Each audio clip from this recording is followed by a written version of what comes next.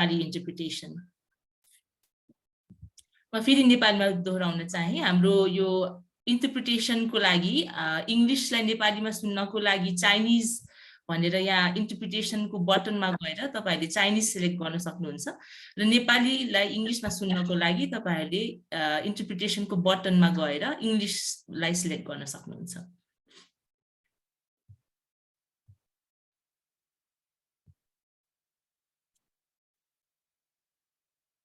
फेरि एकचोटि दोहोऱ्याइदिनु न म्याडम। हजुर, यो हाम्रो जुमको तलपट्टि इन्टरप्रिटेसन भनेर एउटा बटन देख्नुहुन्छ तपाईहरुले। त्यो चाहिँ एउटा ग्लोब जस्तो गोलो चित्र भएको एउटा बटन छ। त्यहाँनिर तपाईले क्लिक गर्नुभयो भने त्यहाँ दुईटा अप्सन आउँछ, इङ्ग्लिस र चाइनिज हैन। र नेपालीमा तपाईहरुलाई यहाँ भनिरहेको कुरा इङ्ग्लिसमा भनेको कुरा नेपालीमा सुन्न मन छ भने चाहिँ त्यो चाइनिजमा चाहिँ गएर क्लिक गरिदिनु, तपाईहरुले नेपालीमा सुन्न सक्नुहुन्छ। ओके, हस् हस् ma'am, thank you.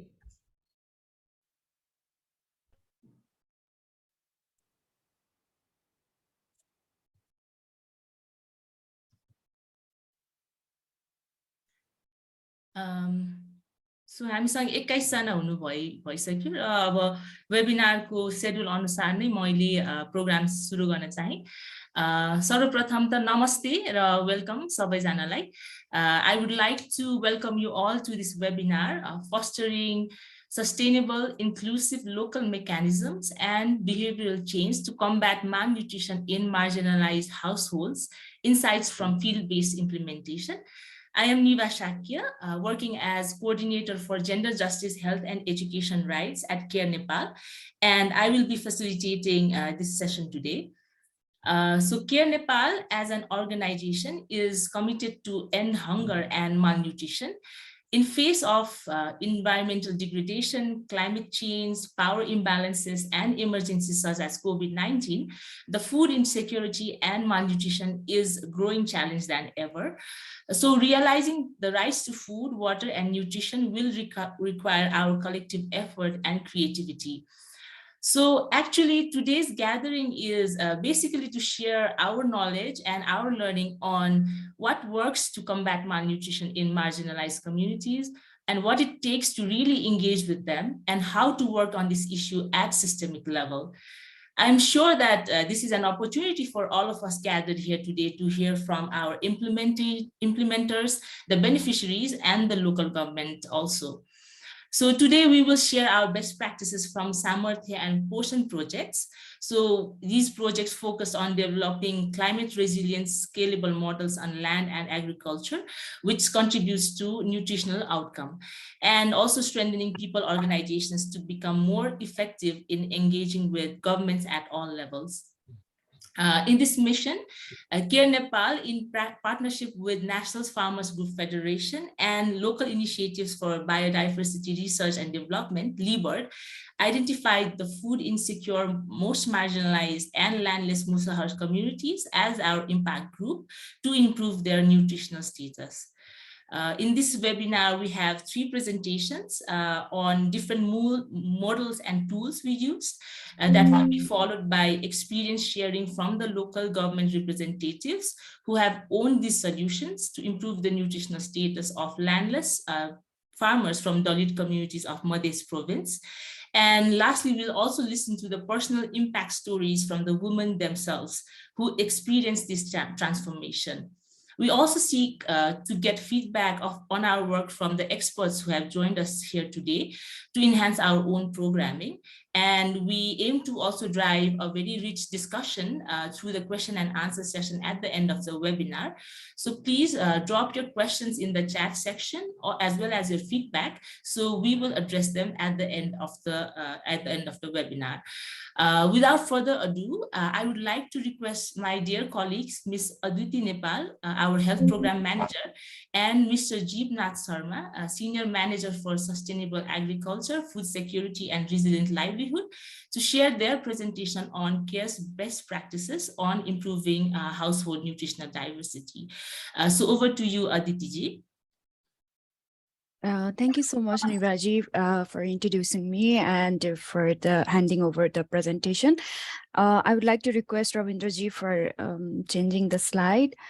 Um, First of all, I would like to welcome every participant on this webinar. And as Nivaji has told that I'm going to present some care-based practices around improving the household nutritional diversity that was done through the climate smart agriculture and nutrition sensitive approaches. And I would give a brief. This is, as Nivaji has already told, that this is a lesson learned from our Samartha and Poshan project, and we had work in the Musar community of the Sira district. So I would like to give some background on the context of that community.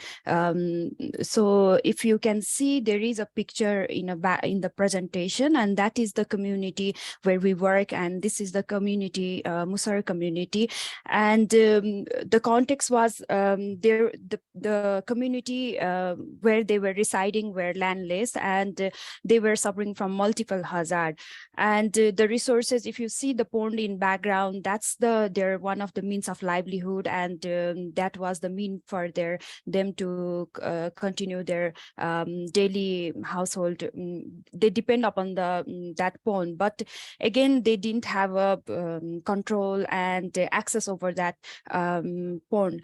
And the community was suffering from multiple hazard, especially climate related hazard, and cold wave in the winter, prolonged drought in the summer, and waterlogging during the rainy season. And then again the COVID-19 pandemic among them was creating a stress and crisis situation over there. And then if we look into the family of the Musar community, there were multiple inequalities and exclusion and deprivation, especially the women and children were mostly affected from those inequality, exclusion and deprivation. And then they were the landlessness, and they were more because they were landlessness and they have to rely on the agriculture labor for the livelihood, means they were very minimum and underpaid for that labor cost. This is the brief background of that community. Next, Ravindraji. So our project did a baseline survey among the 94 Dalit the Golden 1,000 Days women to identify the underlying causes of undernutrition. And the survey shows that there were the different socioeconomic causes were found as underlying causes for undernutrition among those 1,000 Golden Days women. And if we look on the data, almost 3/4 of the women and more than 3/4 of the women were illiterate, and 67 of women were married before the age of 17. So they were the evidence of high child marriage among the women. And if we talk about the household growth of the food production, then the vegetable, only 21% of household had grown the vegetable in their kitchen garden, and only 13% of household had the leafy green vegetable in their garden. And we can assume that how they used to fulfill their nutritional need. And if we looked on the food group consumption in the community, then only 4 group in the food were consumed by 61% of household. And as we know that the World Food Program has considered 10 food group for the consumption as a nutritional intervention. And then only 72% didn't know how to preserve the nutrition while cooking. If we talk about the financial empowerment and financial status of the women, almost more than 63% of household land depend upon the agriculture labor for their sustenance, and most of the time they were the underpaid, less than what the government has allocated for them.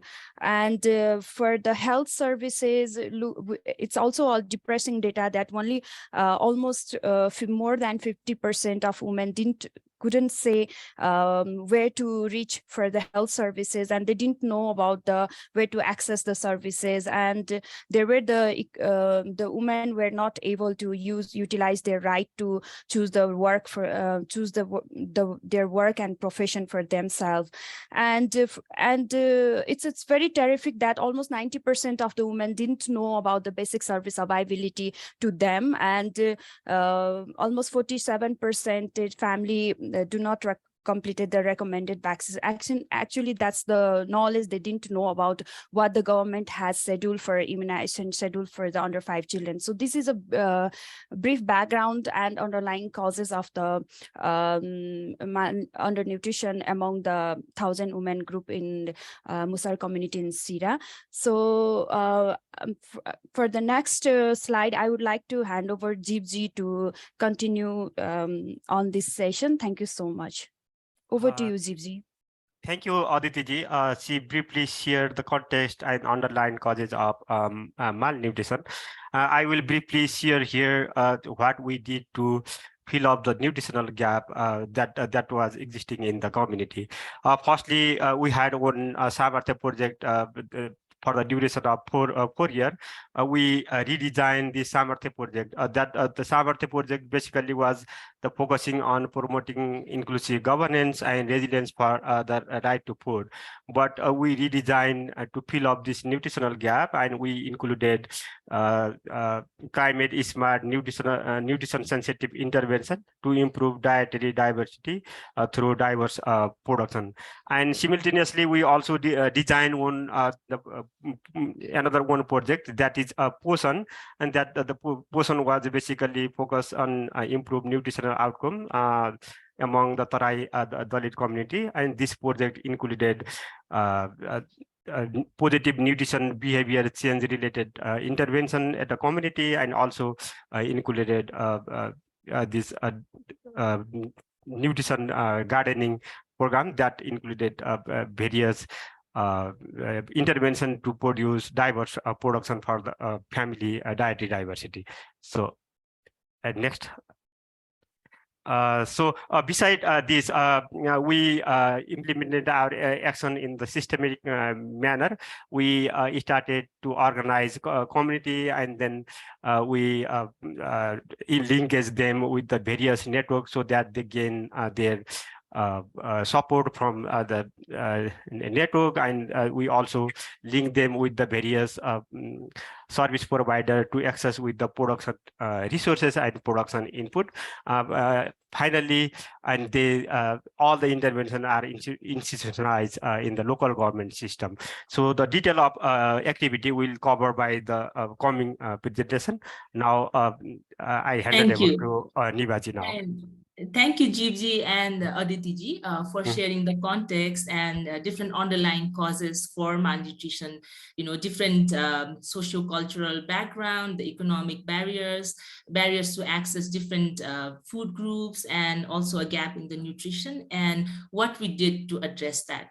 So we're just getting started, and now we're moving towards how we did it. हामीले कसरी गर्यौं त भन्ने कुरामा चाहिँ अब हामी छलफल गर्ने छौं र यसको लागि अर्को प्रेजेन्टेसन हाम्रो सागर GC, he is the team leader from LEBIRD, Local Initiatives for Biodiversity Research and Development, and he will be sharing with us about climate smart agricultural and nutritional practices. So I would like to hand it over to Sagarji for your presentation. Thank you, ma'am. Good morning, everyone. My presentation titles Climate Smart Agriculture, Support to Marginalized Women Farmers to Improve Nutrition Diversity. Here we will discuss on the Climate Smart Agriculture interventions implemented in Samarthya project. Next slide. Next slide, please.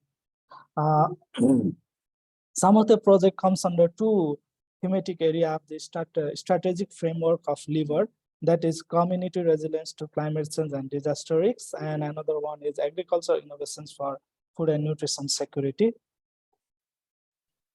Next slide. We have a specific model approach to work in climate smart agriculture, that is to know, to do, and to sustain.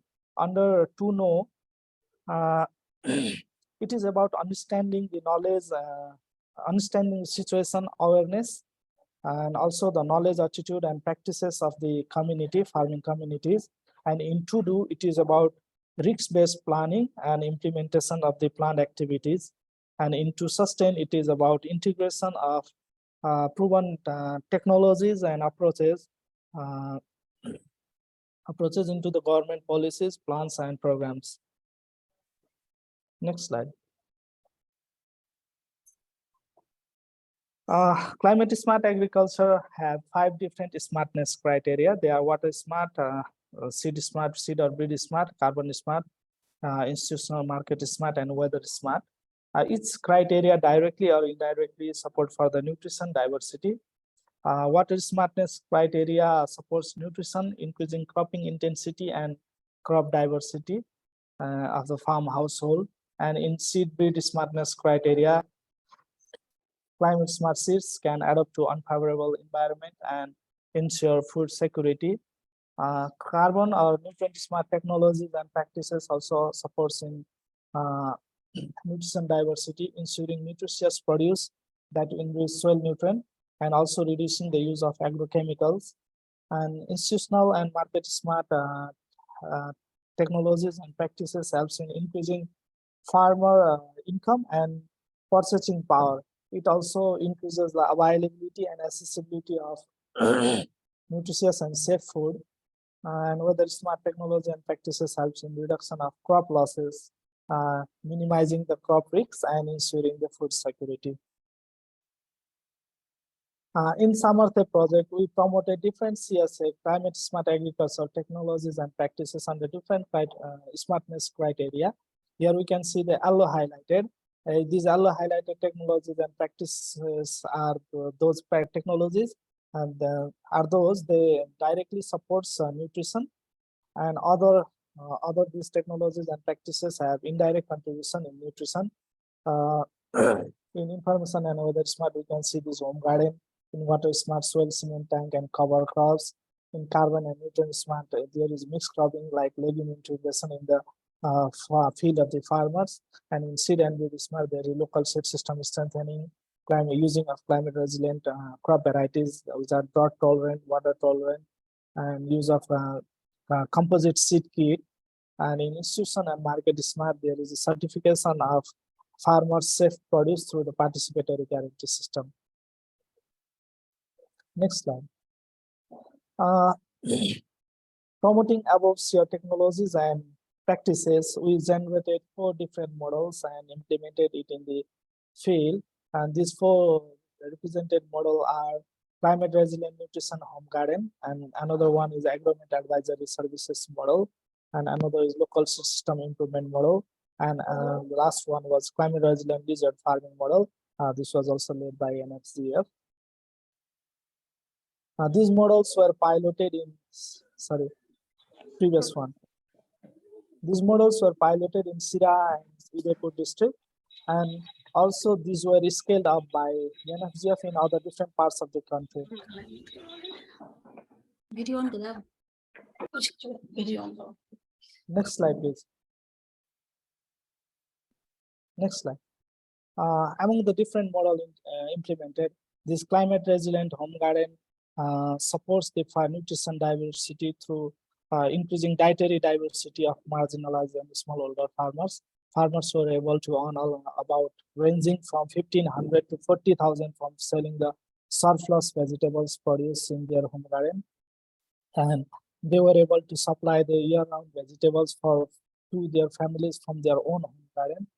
And there is also evidence like species richness in each household, and farming communities were found to add 3 additional types of food around the year, and almost 5,000, more than 5,000 amount rupees was saved from not buying the vegetables for the home consumption through this home garden. Next slide. And there was another technologies like this water smart. In water smart technologies, we promoted the soil cement tank and this drip irrigation and others too. And these technologies were used to irrigate field in the dry period, and is also supported. We supported in year-round productions of crops. And in the same soil cement tank, farmer can raise the fees. One of the beneficiaries, Kalavati Sada, was able to harvest 60 kg of fish in one harvest. And another practice, another practice was improves the livestock shed and whole mall, and this supported the farmers and supported in nutrition to reduce workload and shed cleaning time, that contributed in the reduced disease incidence in animals, and this also supported in the increasing in sanitation around the household, and there was a reduced use of agrochemicals, ensuring safe productions. Next slide. And from the plastic tunnel, they were able to produce seasonal high value crops, and were able to take harvest of 20,000 per harvest, and increase affordability, their affordability also. And they were growing diversified crop in their inside the tunnel, just like coriander, cauliflower, cabbage, tomato, etc. at a time in a tunnel. Next slide. After the introduction of this agromet advisory services model, farmers started diversifying their farm, catching of the right planting time. Graph also indicates that the change in practices of the input use in their farm. They increase the use of FIM, insect trap, and biopesticides, and reduce the use of these agrochemical. And cropping intensity was also increased from 2 crops per year to the 3 to 4 crops per year, and we can clearly see this in the table of cropping pattern practice. Another slide. Indigenous and local crops also have their own importance. They are rich in nutrient, and they can be easily cultivated with less external support, input use, and they also add diversity in the farm and can withstand against the adverse climatic condition. We promoted these indigenous crops in our program. While going through the nutrition composition of taro, we can see it very rich in this vitamin C, calcium, phosphorus, magnesium, sodium, potassium, etc. So this can directly contribute to our nutrition security. Next slide. Through the local seed system strengthening, there was an increase in the use of improved and local seed. At the same time, farmer purchasing seeds from agrovet has decreased, and increasing the number of farmers saving the seeds at their home. This is one of the important aspects. So it can contribute in promoting seed sustainability and ensuring food security of the farming communities. Next slide. And after going through all these models in the farming communities, we were able to improve the food consumption score of the farming household. As evidence, we selected representative farmers and calculated their food consumption scores, which was above acceptable, more than 42, and food consumption from the 42 at the base as a baseline, it was below the borderline food consumption score. Now consumption score, and we also collected a quote from farmer Nausari Rai. She is from Belakam municipality, ward at Dudpala, Udaipur district, and she says, before we used to have rice every day, but there used to be either pulse or vegetables. Now we have diversified our farm, grow vegetables and sell the surplus. We do not have fruits much in the home garden except mango and banana, but after the joint support from project and municipalities, we have transplanted fruit plants also, which in few years will start fruiting. And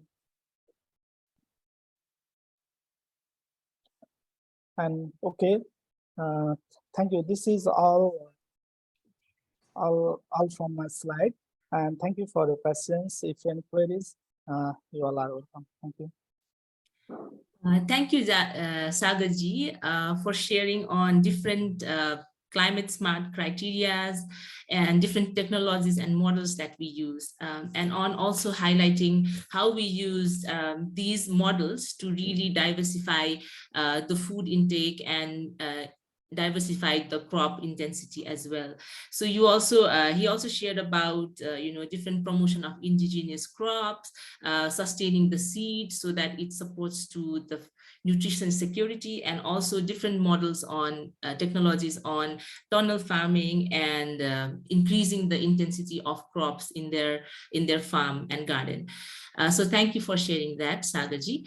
हामीसँग अब रिता बस्टकोटीजी पनि हुनुहुन्छ। उहाँ national farmers group फेडरेसनको महासचिव हुनुहुन्छ। So उहाँले चाहिँ अब यो फिल्डमा कृषक समूहहरूसँग चाहिँ कसरी फिल्ड बेस्ड एप्लिकेसन गर्यो, प्र्याक्टिकल एक्सन्सहरू के कसरी गर्यौं हैन, how it started and what was done and what happened, यी सबै कुरा यो कम्युनिटी मोबिलाइजेसनको पार्टलाई शेयर गर्दै हुनुहुन्छ। सो रिताजी, मैले तपाईलाई फ्लोर दिन चाहे। हस्, धन्यवाद म्याडम। सुन्नु भएको छ मलाई है? हजुर हजुर, सबैलाई नमस्कार। म रिता बस्टाकोटी, राष्ट्रिय कृषक समूह महासंघ नेपालको महासचिव। हाम्रो संस्था चाहिँ साना सीमान्त, भूमिहीन र सीमान्त वर्गको किसानहरूको सवालमा पैरवी गर्ने संस्था हो र हामीले यसै अन्तर्गत अति विपन्न समुदायमा चाहिँ त्यो समुदायलाई परिचालन मार्फत अति विपन्न समुदायमा सहभागितामूलक पोषण संवेदनशील गतिविधि एवं नीतिगत मूल प्रभावीकरणका अभ्यासहरू गरेका थियौं। त्यसैलाई मैले आज यहाँ प्रस्तुत गर्न गइरहेको छु। सर्वप्रथम त यो अति विपन्न वर्ग चाहिँ एकदम आफ्नै दिनभरि काम गर्ने र कुनै सामाजिक क्रियाकलापमा सहभागी नहुने, अर्काको खेतमा चाहिँ दैनिक 2-3 पाथी धानको ज्यालामा काम गरिरहने वर्ग र सरकारी सेवा सुविधा कहाँबाट के पाइन्छ भन्ने कुरा केही थाहा नभइकन सधैँ दुःख गर्ने, तर उनीहरूले कमाएको दिनभरि गरेको कामले पेटभरि खान नपुग्ने समुदाय चाहिँ हो। यो सिरा जिल्लाको भगवानपुर र सखुवानन्द कर्कटीको मुसहर बस्तीमा चाहिँ हामीले पोषण सुरक्षाको लागि समूहमा आधारित अभ्यासहरू गरेका थियौं। यो वर्ग चाहिँ अति विपन्न वर्ग हो। यो वर्ग चाहिँ सधैँ चाहिँ असंगठित भएको अवस्थामा हामीले चाहिँ त्यहाँ काम गरेर तिनीहरूलाई एउटा चाहिँ कृषक समूह मार्फत चाहिँ संगठित गराएर सरकारी सेवामा पहुँचमा ल्याउनको लागि एउटा चाहिँ कुनै संघ संस्थामा आबद्ध हुन पर्ने प्रावधान अनुसार समूह गठन गरायौं र यिनीहरूलाई गठन, दर्ता र नवीकरण गरी यिनीहरूलाई समूह मार्फत परिचालन गर्ने क्रियाकलापहरू अगाडि बढायौं र यिनीहरूलाई महासंघको तहगत संरचनामा पनि हामीले आबद्ध गर्यौं र महासंघको चाहिँ अभियानमा चाहिँ उनीहरूलाई सरिक गराएर आफ्नो सवालको लागि आफैले पैरवी गर्नुपर्छ भन्ने अभियानमा उहाँहरूलाई सरिक गरायौं र बेला बेलामा तालिमहरू दिएर क्षमता विकास गर्ने, कसरी नेतृत्व गर्नुपर्छ आफ्नो सवालको, आफ्नो समुदायको भन्ने कुराहरू सिकायौं र आफ्नो सवाल समस्यामा चाहिँ पैरवी आफैले गर्नुपर्छ भन्ने कुरा र एउटा समूहलाई चाहिँ दिगो बनाउनको लागि बचत गर्नुपर्छ, हितकोषलाई राम्रोसँग सुव्यवस्थित गरेर सञ्चालन गर्नुपर्छ भन्ने कुरा, आफूलाई दुःख पर्दाखेरि त्यो आफैले बचत गरेको पैसाले चाहिँ काम लाग्छ भन्ने कुराहरू हामीले सिकायौं र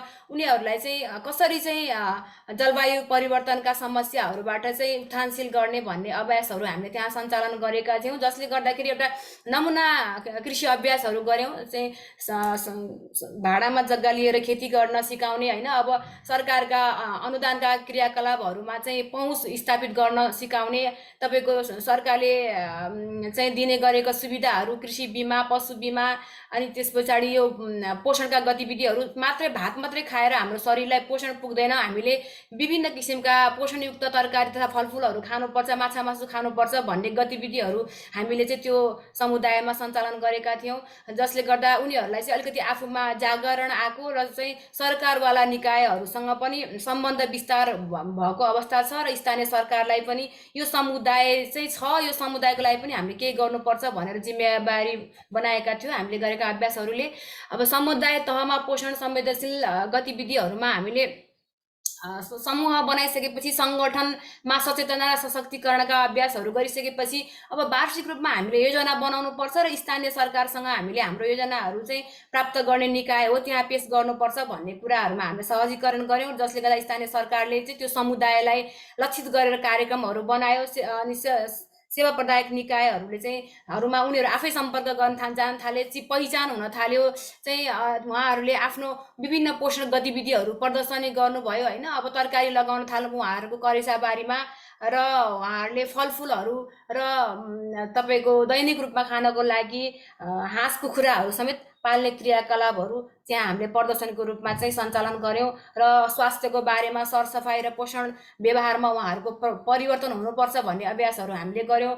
समूहमा आधारित पोषण सिकाइ केन्द्र हामीले पोषण सिकाइ केन्द्र पनि त्यहाँ सञ्चालन गर्थ्यौँ, जसले गर्दाखेरि 15 दिनमा एकचोटि गर्दाखेरि हामीले 13वटा सेसनहरू सञ्चालन गर्दाखेरि हामीले त्यहाँ चाहिँ सफलताको असफलताको कथाहरू एकअर्काले सुनाउँथ्यौँ। त्यहाँ हाम्रो परिवारलाई कसरी चाहिँ हामीले के गरिरहेका छौँ, हामीले यहाँ सिकेका कुराहरू घर परिवारमा पनि सेयर गर्नुपर्छ भन्ने कुराहरू रिफ्लेक्ट विधिबाट फलानुले चाहिँ खेती गरेर कुखुरा हाँस पालेर चाहिँ मेरो छोराछोरीले पेटभरि खाना पाए, अहिले चाहिँ तपाईँको विभिन्न रोगहरू लागिरहन्थ्यो, बिरामी हुन्थे होइन, कुपोषणहरू देखिन्थ्यो भने अहिले त्यो छैन भन्ने किसिमका सफलताका कथाहरू र कसैको श्रीमान चाहिँ सधैँ आएर रक्सी खाएर पिट्छ, घर परिवारमा सधैँ चाहिँ झगडा हुन्छ भन्ने कुराहरू, असफलताका कथाहरू एकअर्कालाई सुन्दाखेरि ओहो सफल हुनको लागि त हामीले खेतीपाती आफ्नै बारीमा गर्नु पर्दो रहेछ, अनि हामीले भात मात्रै खाएर हुँदैन, हामीले पोषणयुक्त खानेकुरा खानु पर्दो रहेछ भन्ने कुराहरूमा चाहिँ रिफ्लेक्ट विधिबाट सिकाइ गर्दाखेरि चाहिँ उहाँहरूले धेरै कुराहरू सिक्ने र आफूमा बानी व्यवहारमा परिवर्तनहरू ल्याउनुहुन्थ्यो। र तपाईँको चाहिँ हामीले मौसमी रूपमा उपलब्ध हुने पोषणजन्य फलफुलहरूको हामीले पोषण क्यालेन्डरहरू बनाउन लगायौँ। कुन मौसममा के फल्छ, सधैँ खेतीपातीमै काम गऱ्यो भए पनि मुसर वर्गले कुन सिजनमा कुन खेतीपाती लगाउनु पर्छ भन्ने कुरा उनीहरूलाई ज्ञान हुन्थेन। अर्काको साउको खेतमा काम गरे सकियो मात्रै हुन्थ्यो भने अहिले आफ्नो करेसा बारीमा कुन मौसममा कुन बाली लगाउँदाखेरि थाहा हुन्छ भन्ने कुराहरूको हामीले अभ्यास गराएपछि उहाँहरूले त्यो क्यालेन्डर हेरेर खेती गर्न थाल्नुभयो। अर्को चाहिँ समुदाय तहका समस्याहरूको बारेमा उहाँहरूलाई ज्ञान हुन थाल्यो र अब हामीले त्यो सबै सिकाइहरूबाट चाहिँ प्रभाव र परिवर्तनहरू धेरै हामीले महसुस गरेका छौँ। ज्ञानको उपयोग सहित विविधीकृत पोषणका स्रोत प्राप्तिका अभ्यासहरू जसले गर्दाखेरि उहाँहरूलाई खाद्य सुरक्षामा सरिक भएका छन्। यो फोटोहरूले पनि देख्न सक्छौँ, उहाँहरूको करेसा बारीमा फलेका यो तरकारी टिपिरहनु भएको छ, माथिपट्टि एउटा फोटो त्यो देखाइरहेको छ होइन। उहाँहरूले चाहिँ सधैँ अर्काको बारीमा काम गर्नुहुन्थ्यो, अब आफ्नै बारीमा टिपेर खाएको आनन्द उहाँले महसुस गर्नुभएको अवस्था छ।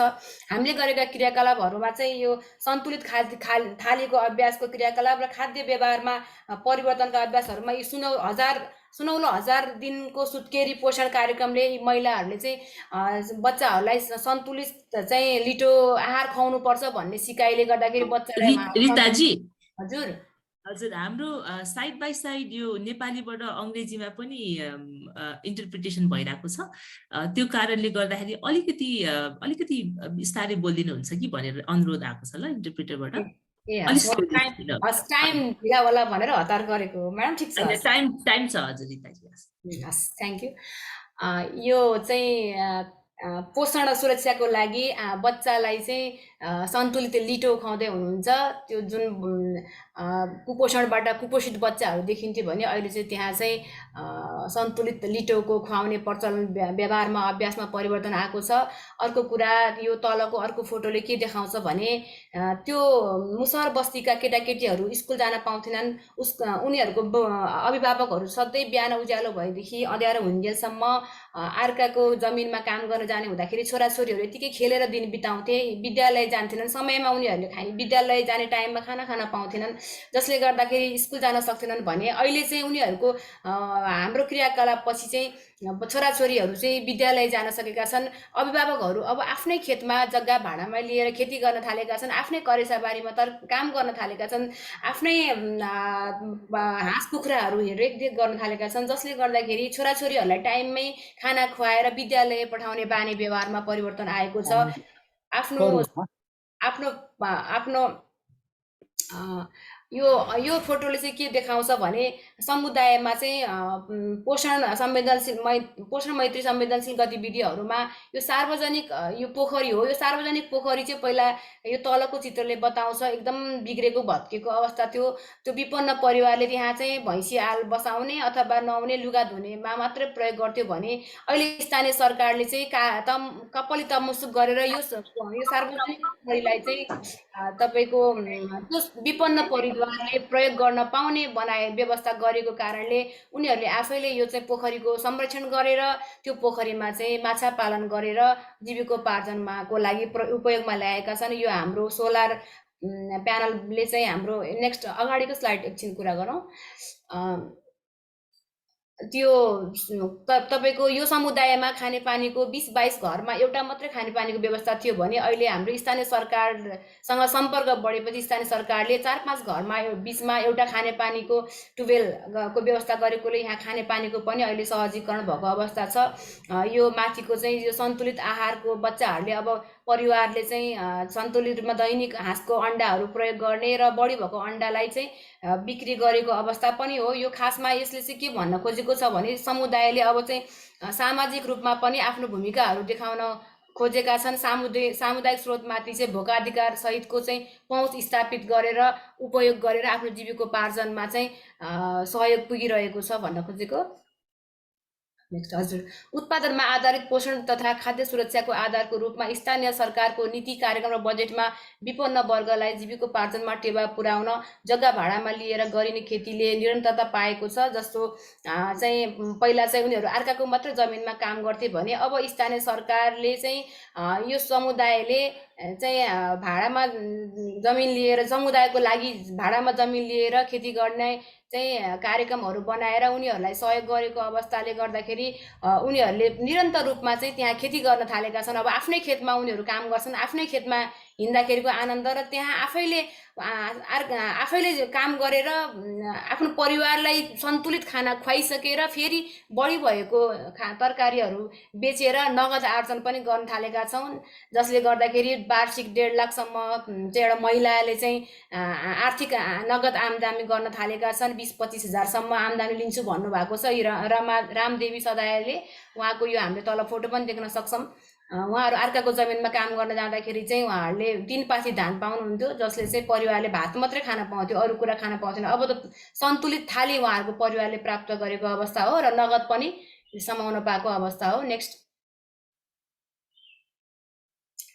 हजुर, वर्गीकरण सहितको किसान परिचय पत्र स्थानीय सरकारभित्र न्याय स्थापनाको आधारको रूपमा रहेको छ। किनभने अब यो विपन्न परिवारलाई स्थानीय सरकारले आफ्नो नीतिमा सम्बोधन गरेर चाहिँ कार्यविधि मार्फत किसान परिचय पत्र बनाएर चाहिँ यो अति विपन्न वर्ग हो, यसलाई 100% सहुलियत दिनुपर्छ भन्ने व्यवस्था गरे अनुसारको चाहिँ स्थानीय सरकारबाट 100% चाहिँ अनुदान प्राप्त गर्न सकेको अवस्था हो।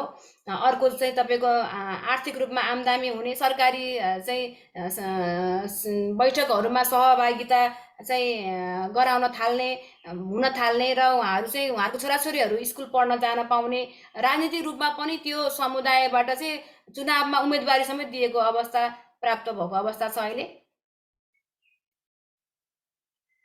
अर्को नीतिहरूको स्थानीयकरण भइदिएको पोषण सुरक्षाको लागि स्थानीय तहको नीतिगत सम्बोधन अघि पनि मैले कुरा गरेँ, कार्यान्वयनले निरन्तरता पाएको छ। सीमान्तकृत किसानको पोषण संवेदनशीलतालाई सम्बोधन सहितको स्थानीय कृषि ऐन बनेको, जग्गा भाडामा लिएर गरी खेतीपाती गर्ने कार्यविधि बनेको, जसले गर्दाखेरि चाहिँ अहिले भर्खरको मात्रै हामीले चाहिँ सहभागिता, अहिले भर्खरको सहयोगले चाहिँ यो वर्गको विकास हुँदैन। यो वर्गलाई चाहिँ विकासको मूलधारमा ल्याउनको लागि चाहिँ दिगो रूपमा दीर्घकालीन नीतिले समेट्नुपर्छ भन्ने चाहिँ स्थानीय सरकारले महसुस गरेर चाहिँ नीतिहरू बनाएर यो वर्गलाई चाहिँ विकासको गतिविधिहरूमा सहभागिता चाहिँ गरेको अवस्था छ। उद्यम विकास गरेको छ। उहाँहरूले आफूले खानको लागि मात्र नभइकन बेच्नको लागि पनि चाहिँ 16 कट्ठासम्म अब आफै म भाडा तिर्न सक्छु, म आफै खेती गर्न सक्छु भनेर चाहिँ खेतीपाती गरेको अवस्था छ। कुखुराहरूको सङ्ख्या हामीले दिएका 5-7वटा कुखुरा हाँसहरूलाई बढाएर चाहिँ अलि ठुलो स्केलमा खेती पालन गर्न व्यवसाय गर्न थालेको अवस्था छ। तपाईँको विदेशमा जान्थे पुरुषहरू, छोराछोरीहरू स्कुल नगइकन सानै बेलादेखिको अन्त चाहिँ काम गर्न पठाउनु हुन्थ्यो। अब घरमै बसेर हामीले चाहिँ परिवारसँगै बसेर काम गर्नुपर्छ भन्ने महसुस महसुस भएको उदाहरणहरू त्यहाँ धेरै देख्न पाइन्छ। गाउँपालिका स्तरीय खाद्य सुरक्षा तथा पोषण निर्देशन समिति पनि गठन भएको छ र त्यो समितिमा चाहिँ यो अति विपन्न वर्ग मुसहर वर्गको प्रतिनिधित्व भएको र आफ्नो लागि आफै योजनाहरू कार्यक्रमहरू बनाउन थाल्नु भएको अवस्था छ। गाउँपालिकाको नीति कार्यक्रम बजेट मार्फत सधैँ वर्षै नै चाहिँ सम्बोधन भएर यो वर्गलाई के चाहिँ समस्या छ त्यो समस्यामा आधारित कार्यक्रमहरू बनाएर चाहिँ त्यहाँ कार्यान्वयन भएको अवस्था छ। यो हाम्रो चाहिँ वार्षिक क्यालेन्डर हो। मैले एउटा त्यो क्यालेन्डरमा अलिकति कुरा गर्न खोजेँ। हामीले अगाडिको स्लाइडमा यो हामीले चाहिँ अब यसरी हामीले हामीले पोषणयुक्त शरीरलाई आवश्यक पोषणयुक्त खानेकुराहरू चाहिँ हामीले कहिले रोप्यो भने कहिले फल्छ, कुन सिजनमा के फल्छ भनेर चाहिँ हामीले वार्षिक क्यालेन्डरहरू मार्फत चाहिँ यो उहाँहरूलाई खेतीपाती गराउन लगाएको अभ्यास गरेका यो क्यालेन्डर हो। र लड्डु देवी सदायको पनि यही अनुसारको क्यालेन्डर अनुसार खेती भएको अवस्था छ। हामीले धेरै त्यहाँ उदाहरणीय महिला किसानहरूको जसले चाहिँ अब पहिला चाहिँ एउटा साडी फेर्नको लागि उहाँहरूले धेरै समस्या पर्थ्यो भने अहिले चाहिँ त्यो समुदायमा महिला दिदीहरू सफा सुग्घर स्वस्थ र नयाँ कपडा लाउन सक्ने अवस्थामा यो हाम्रो कार्यक्रमले पुर्याएको अवस्था छ। सामाजिक रूपान्तरण भएको हामीले महसुस गर्न सकिन्छ र दिगो पोषण सुरक्षामा हाम्रो कार्यक्रमले धेरै सहयोग गरेको र अब विकासको मूल प्रभावीकरणमा विपन्न समुदायले स्थान पाएको हामीले महसुस गर्न सकिन्छ। त्यहाँ अब चाहिँ कुपोषण युक्त बालबालिकाहरू देखिन्थे पहिला भने त्यो देखिन छाडेका छन्। सबै परिवारका चाहिँ केटाकेटीहरू स्कुल जान थालेका छन्। अनि विद्यालयको व्यवस्थापन समितिमा समेत यो समुदायको प्रतिनिधित्व अहिले चाहिँ त्यहाँ भएको छ। अर्को एक समूहबाट हामीले सुरु गरेको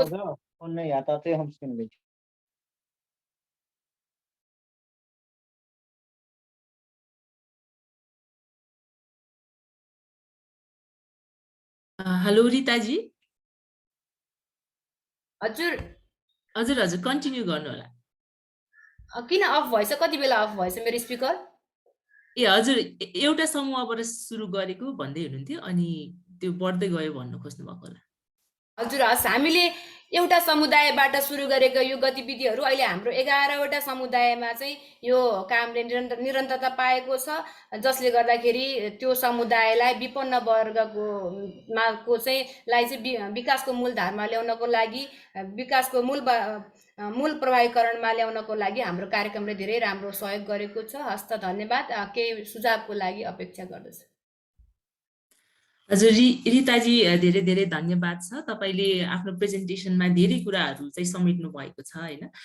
So she highlighted on how we worked with the Musahar communities who are very much socially excluded and belong to a very poor economic background. So how we collected them in groups and also linked them to a movement where they started to advocate on their own issues so that they can access different subsidies and services that are available from the local government itself. She also highlighted on the new and innovative concept on leasehold farming or भाडामा जग्गा लिएर त्यसमा कृषि गर्ने अभ्यास, so which really helped these households to enhance and increase their income from their farming and different production of food themselves. She also shared about how these groups help them to increase their own agencies, and now these communities are also being represented at different decision-making platforms such as school management committees, and also have given their candidacy for the local elections. And there has been a lot of change in the behavior and food practices for the children. They also have seen a ripple effect on other factors such as education of their children, more harmony in their family, and also got a space to really share their day-to-day challenges in the community itself. So thank you very much, Ritaji, for sharing this information with us and also showing such lovely pictures. So Jeevji, again, to synthesize the major learnings from all of these efforts on system approach, I would like to put the spotlight on you. Could you please share on the major learnings from our initiative? Thank you, Nibaji. Care Nepal, along with our local partner, implemented 4-year Samarthya project and 1.5-year Potion project. We have a lot of learnings related to policies, practices, and technologies. I'm not going detail of all, but however, I would like to highlight the system approach that uh, exist in local government and sustained for a longer time. I mean, I would like to highlight what our system approach look like to integrate all the intervention we did in local government did, and now these are continuing in local government system. So this is the systemic system approach, means this is the stepwise pathways to initiate our action. I mean, the two entry point and it also describe how we reach it to the exit point.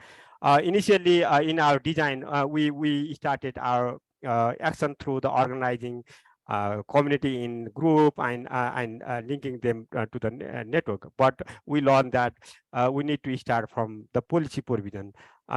We started to work with the NARMIN and various local government and drafted the local agriculture act, and each local government they developed their local agriculture act that included nutrition and climate sensitive agriculture action. And it is a second step. We in the local government lead, we developed one classification based farmer ID card that identified poor and vulnerable people who are more sensitive to nutrition, and those identified farmer and landless people, they get support, the social security and supportive distributive support for to enhance their livelihood and nutrition. And then we organize those community in group and build their structure, and then they are linked with their larger network like farmer group federation and nutrition related network. And then getting or access with the diversified nutritional commodity is not enough for improving their livelihood. That's why we introduce nutrition behavior improvement related session at the community, and that helped to develop their positive nutrition among the community. And then we work with the local government and other stakeholders to access the landless people with the production resources and input like leasehold farming and public pond and other natural resources. And then we started to introduce some Thank you. technologies related to related to nutrition gardening. We started to introduce nutritional gardening to improve their nutritional diversity. Then once they graduated in nutrition gardening, then we introduce other cereal and legume related production to graduate them for the subsistence producer. And then some of the farmers now they are lead towards the income diversification through the market-led production. That is the sixth step we define. And then each action should be institutionalized and continue in the system and the practices. So finally, we included some sustainability practices like business awareness, business plan development support, and accessing producer to the financial support. So they start their enterprises from the subsistence production, and that continue even in the absence of project. And all the actions are institutionalized in local government system. The each policy recognize this action and continue for a longer time. That is the systemic approach we learn, and even on the existing program, we are following this pathway from the entry point to the exit point. This is our learning. Just we want to share so that this can be useful for others as well. So thank you, Nivaji. Thank you, Jeevji, for really synthesizing and again sharing various steps for systemic change and systemic approach. So he also shared on how we worked at the policy level for sustainability, how we worked at the categorization of farmers' identity card, which not only provided them an identity, but also increased their access to different social security provisions from the government, and how we also need to really focus on the behavior change of the individual and the household.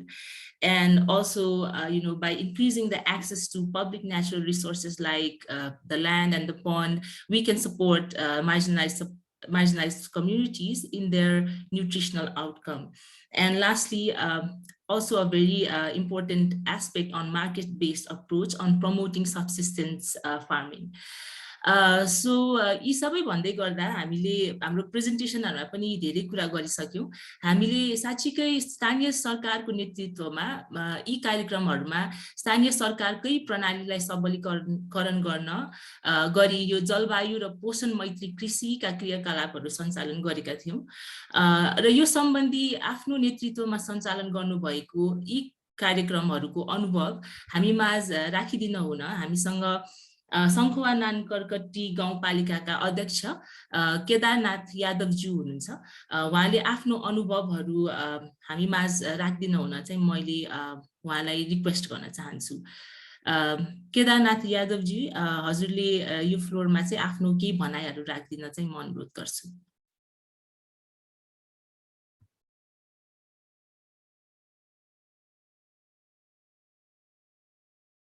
उपाध्यक्ष जी join गर्नुभएको थियो हैन? अध्यक्ष जी त एकचोटि join गरेर फेरि disconnect हुनुभयो। एकचोटि फोन गरौँ न, फोन गरौँ। दिलीप सर? हजुर हजुर, हुन्छ हुन्छ, म फेरि कुरा गर्छु। हुन्छ, उहाँसँग जुट्दै गर्दाखेरि हामी कार्यक्रमलाई अलिकति अगाडि बढाउन खोज्दैछु। So we all know the power of stories and voices from the ground because it speaks about the real change, about the people's experience. So we have brought some clips from our field to add this extra flavor to this discussion. र हामीले आज यहाँ जे कुरा भन्यौं, जे कुरामा हामी छलफल गर्दै थियौं, त्यसमा हामीले काम गरेको समुदायका महिला दिदी बहिनीहरुको भनाइहरु शेयर गर्दिन हुन, त्यो भिडियो शेयर गर्दिन हुन हाम्रो टेकको साथीलाई मैले अहिले यहाँ रिक्वेस्ट गर्न चाहे। र हामीसँग यो आफ्नो अनुभव शेयर गर्दै हुनुहुने दिदीहरु, महिला दिदी बहिनीहरु अहिले एनएफजीएफ को अफिसमा बसेर पनि हामीलाई जोइन गर्दै हुनुहुन्छ र उहाँलाई पनि मैले चाहिँ यहीबाट नमस्कार भन्न चाहे। हजुर, भिडियो अन। नमस्ते दीदी, हमार नाम छी जगिया देवी पासवान, हमार घर भगवानपुर गाउँपालिका वार्ड नंबर 2। हमरा पहिने पोषण कार्यक्रम नहीं छाल, जहिया से महासंघ और नेपाल देलक सामान सब, तहिया से हम बढ़िया पहिने नहीं भेटे छल। खाए पिए ले साग सब्जी कीन के खाई छलिए, अखनी अपने उपजाबै छिए, खाई छिए, बेसी है त हटिया पर बेचबो करै छिए। आ तब माछ पोखरी खुनेलु, न्यूज पर लक हाँस पालन केलु, व्यवसाय जका फेन बच्चा देलु। महिला चंद्रावती कृषक समूह में छी हम जुड़ल। जहिया से जुड़लिए तहिया से सब किछ आगू में बढ़ेलिए, सब किछ बढ़िया जका देलक सर सब, तो सब किछ देखा देलक। संगीता पंडित आयल छले, उ सब सिखा देलक। तै तरीका से हम सब करऽ लगलिए, तब अपने उपजाबै छिए, अपने खाइ छिए, बाजार के साग सब्जी नहीं खाइ छिए। आ तै से बाद में तालीम करेलकै, तो से तालीम में सब किछ हम सीख के एलू, तो सब दीदी बहिनी के सबके सिखबै छिए, एना से एना कर। परतिए पर अल्हू रोपने छिए, से देखबो करियो, आबि के देखियो, सब किछ हम केलू। पहले कल पर साफ से पहले धो लै छिए, सागो तोड़ के लाबी तो पहले धो लै छिए, तब काटे छिए। बादाम भेटमास सब किछ के भूज के पीस के, तो धिया पुता के हल्का नीमक द क, नीमक से नहीं खेलके हल्का चीनी द क से बना के बाल बच्चा सबके खिएलिए। बढ़िया जगह सिखेलकै, तो पढ़ा अथी नहा धो के साफ सीधा क स्कूल के पठेलिए। गर्भवती महिला छले, तकरा के पोषण नहीं पुगे छले खाय ले, तो सर पपीता के गाछ देने छले, से सब रोपलिए। हाँस के अंडा भेले, से सब अपना में खिएलिए। तै के बाद राई साग सब कने छले, साग सब्जी खाय ले, से अपने रोपलिए, अपने के लिए अपने खिबै छिए। हॉस्पिटल जचबे नहीं जाय छलिए, घरे में रह छलिए। तालीम देलकै तो हॉस्पिटल जाय छिए जचबै ले। नमस्ते, जी सुनीता देवी सदा शिव शंकर में सलहेश बाबा गामपालिका भगवानपुर समूह में चलिए। तरकारी काट के नहीं कतरे छलिए, कतरै छलियै तरकारी काटि के कतरै छियै अंडा धोइ के कतरै छियै अंडा खेलकै तऽ धिया पुता और से अतबेटा छलै बच्चा से भऽ गेलै अतेटा अथी भेलै तगड़ा भेलै तऽ कनि चलै बुलै अंडा खेलऽ से बाजार से कीन के आनै छलियै तऽ खाइ छलियै आब अपने खेती बाड़ी करै छियै आलू करै छियै कोबी बैगन सब कुछ अपने खेती में बड़ फायदा भेलै सिखेलकै सर सब कुछ भेल खेती बाड़ी करै छियै करलकै सर हमरो लोग करने छियै आलू प्याज अपनो और सब कुछ करने छियै सब्जी और सब कुछ करने छियै खेत में सब कुछ सिखेलकै सर तऽ सब अपन करऽ लगलै बड़ फायदा भेलै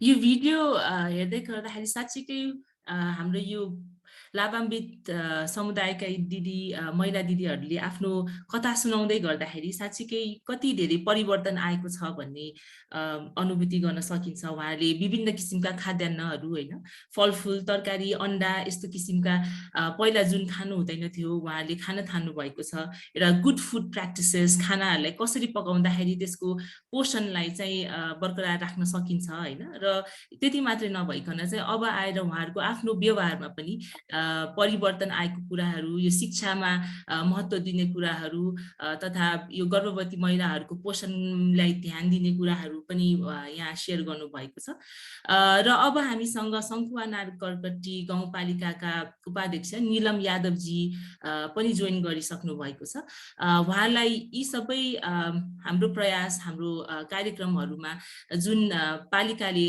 नेतृत्व लिएको थियो यो सम्बन्धी आफ्नो अनुभव र आफ्नो भनाइहरू राख्दिन हुनको लागि मैले फेरि पनि एकचोटि अनुरोध गर्न चाहे निलमजी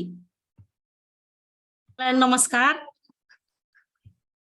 नमस्ते हजुर हामी सुन्दैछौँ हजुर म निलम यादव सखुवा नारकर्कटी गाउँपालिकाको उपाध्यक्ष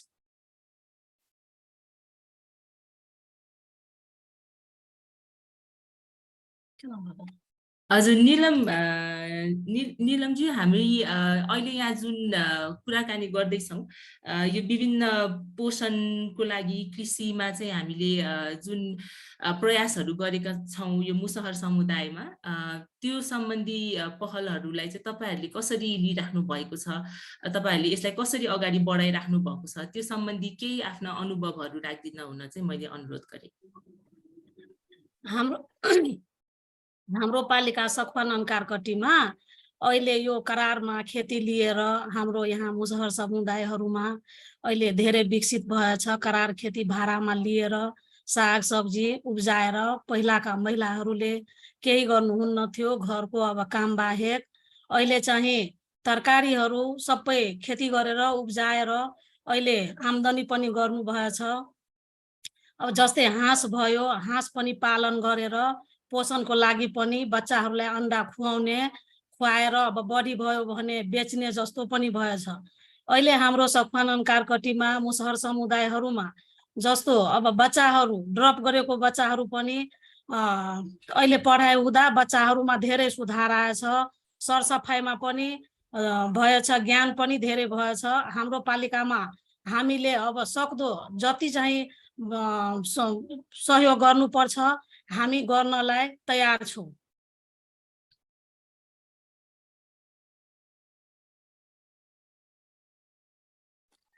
हजुर निलमजी धेरै धेरै धन्यवाद छ तपाईँले चाहिँ त्यहाँ गाउँपालिकामा कस्तो किसिमको क्रियाकलापहरू अझै अगाडि बढिरहेछन् कस्तो किसिमको परिवर्तनहरू आइरहेको छ त्यसमा प्रकाश पारिदिनु भयो र साथै तपाईँहरूले यसलाई चाहिँ अगाडि बढाउने प्रतिबद्धता पनि जाहेर गरिदिनु भएकोमा धेरै धेरै धन्यवाद भन्न चाहन्छु हामीसँग यहाँ भगवानपुर गाउँपालिकाका उपाध्यक्ष पनि हुनुहुन्छ रेखा कुमारी यादवज्यू उहाँलाई पनि आफ्ना केही दुई शब्दहरू यहाँ सेयर गरिदिनु हुनलाई मैले उहाँलाई आमन्त्रण गर्न चाहे रेखाजी हजुरले केही भन्न चाहनुहुन्छ यहाँ